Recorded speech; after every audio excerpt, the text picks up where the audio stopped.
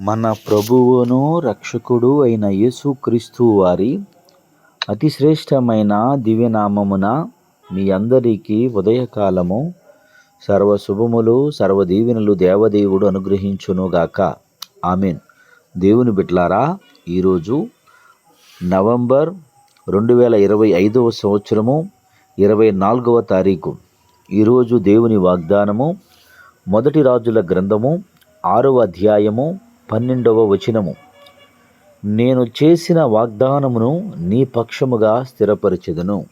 దేవుడు తన పరిశుద్ధ లేఖన భాగము మీ వినికిడిలో, మీ జీవితంలో దేవుడి వాగ్దానము నెరవేర్చునుగాక. ఆమేన్. ప్రియ దేవుని పిల్లలారా, దేవదేవుడి ఉదయకాలం ముందు మీతో మాట్లాడుతున్నటువంటి మాట, నేను చేసినటువంటి వాగ్దానము మీ పక్షముగా స్థిరపరిచెదను అంటున్నాడు. దేవుడు నా జీవితంలో ప్రతి వాని కొరకు వాగ్దానం చేసి ఈ లోకానికి పంపించి ఉన్నాడు. ఆయన వాగ్దానం లేకుండా ఏమీయూ ఎప్పుడూ ఈ లోకమునకు మానవుని పంపించడు. ఎందుకనగా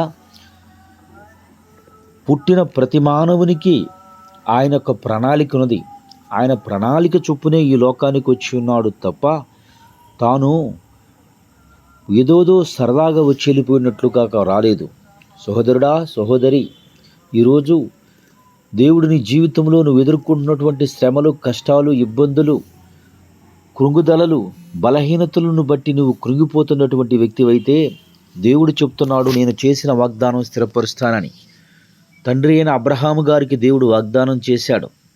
వాగ్దానంను ఆధారం చేసుకుని నిరీక్షణతో, ఓపికతో తాను ఆ వాగ్దానాన్ని స్వతంత్రించుకున్నాడు. ప్రియ సహోదరి, సహోదరులారా, ఏ వ్యక్తి జీవితంలో వాగ్దానాన్ని స్వతంత్రించుకోవాలో ఆ వ్యక్తి జీవితము అనేక వ్యయ ప్రయాసలకు వార్చాలి. అబ్రహాము గారి జీవితాన్ని ఒకసారి జ్ఞాపకం చేసుకున్నా, ఒకసారి తలంచి వివరించుకున్న మనం నడుస్తూ ఉన్నా, దావీదు గారి జీవితాన్ని పరిశీలించగలిగినా వారి జీవితంలో ఆ వాగ్దానాన్ని సుస్థిరం చేసుకోవడానికి వారు పడినటువంటి ప్రయాసలు, వేదనలు అనేకములు. అబ్రహాము గారి విషయాన్ని పరిశీలిస్తే అబ్రహాము గారితో పాటు బయలుదేరాడు తండ్రి. అయితే కాలక్రమేణా కొంత దూరము, కొంత ప్రయాణము చేరగానే ఆ వాగ్దానాన్ని తను చూడకముందే ఈ లోకాన్ని విడిచి వెళ్ళిపోయాడు. ఆ తరువాత ఆ వాగ్దానాన్ని స్వతంత్రించుకున్నట్టుకు తన సహోదరుని యొక్క కుమారుడైన లోతు వెంట కొంత దూరం నడిచి తాను కూడా వదిలివేశాడు. ప్రియ సహోదరుడా, అంత మాత్రమే కదా, ఆ వాగ్దానాన్ని సుస్థిరపరచుకోవడానికి తనకు తోడుగా ఉన్నటువంటి తన భార్యని ఆమె అబీమెలెకు అనే వ్యక్తి తీసుకుని వెళ్ళిపోయాడు. తను ఒంటరిగా మిగిల్చాడు. ప్రియ సహోదరులారా, నా జీవితంలో ఈ వాగ్దానం స్వతంత్రించుకోవాలంటే అనేక వ్యయ ప్రయాసలకు వార్చాలి. ఆ వాగ్దానం మందు సుస్థిరమైన వ్యక్తులుగా బ్రతికితే నిశ్చయముగా ఆ వాగ్దానం మన జీవితంలో నెరవేరుతుంది. తరువాత ఒంటరిగా ఒకటొకటిగా దేవుడు సమకూర్చి ఉన్నాడు. తరువాత తన భార్య తన దగ్గరికి వచ్చింది. ఆ తరువాత చక్కని కుమారుడు లాంటి ఎలియాజరు ఇచ్చాడు. ఇటువంటి కుమారుడు నాకు అంతకంటే గనుడైన కుమారుడిని దేవుడు తనకిచ్చాడు. ప్రియ సహోదరుడా, అలాగే దావీదు గారి జీవితాన్ని మనం పరిశీలించగలిగినట్లయితే దేవుడు వాగ్దానం చేశాడు. దావీదు గారికి అభిషేకం ఇచ్చి నువ్వు రాజు అని చెప్పాడు. ఆ రాజరకం నిలబెట్టుకోవడానికి అనేక ప్రయాసలకు వార్చవలసి వచ్చింది. తన సొంత మామయ్య తనను చంపడానికి బయలుదేరాడు. నిత్యము పోరాటము, నిత్యము ప్రాణభయము, నిత్యము ఎప్పుడు ఏం జరుగుతుందో అర్థం కానటువంటి స్థితులు గుండా తన ప్రయాణం కొనసాగింది.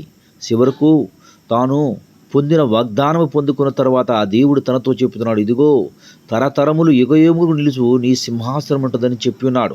ఈ రోజుకి కూడా ఆయన సింహాసనం సుస్థిరంగా ఉంది. ఎందుకంటే ప్రభువైన యేసుక్రీస్తు వారు ఆయన గర్భము నుండి పుట్టి శరీరధారి అయి దావీదు కుమారుడుగా పిలువబడుతూ తరతరములు యుగయుగములు ఆయన సింహాసనం నిలిపి ఉన్నాడు. సహోదరి, సహోదరులారా, ఈ వాగ్దానము నీ జీవితంలో కూడా సుస్థిరం చేసుకోవాలి అంటే ఆ వాగ్దానాన్ని స్వతంత్రించుకోవటకు నువ్వు ఎదురవుతున్న ప్రతి పరిస్థితిని నమ్మకముగా, ఓపికతో, విధేయతతో ఆయనకు లోబడి ఆయన వాగ్దానం ముందు సుస్థిరమైన వ్యక్తిగా బ్రతికితే నిశ్చయముగా మీ జీవితంలో కూడా ఈ వాగ్దానం చేసిన దేవుడు దాన్ని స్థిరపరుస్తాడు.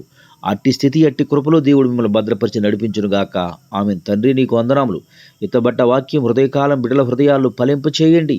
ఆ వాగ్దానం స్వతంత్రించుకునే కృప ప్రతి బిడ్డకి దయచేసి నడిపించమని యేసయ్య నామం పేరటి ప్రార్థన చేయుచున్నాను మా పరమ తండ్రి. ఆమేన్. మన తండ్రి అయిన దేవుని ప్రేమయు, కుమారుడైన యేసుక్రీస్తు వారి కృపయు, పరిశుద్ధాత్మ తండ్రి అన్యోన్య సహవాసం ఇప్పుడు ఎల్లప్పుడూ నేటి దినమంది మాటలు వారందరి జీవితంలో వాగ్దానం నెరవేర్చునుగాక. ఆమేన్. దేవదేవుడు మేము దీవించి ఆశీర్వదించునుగాక.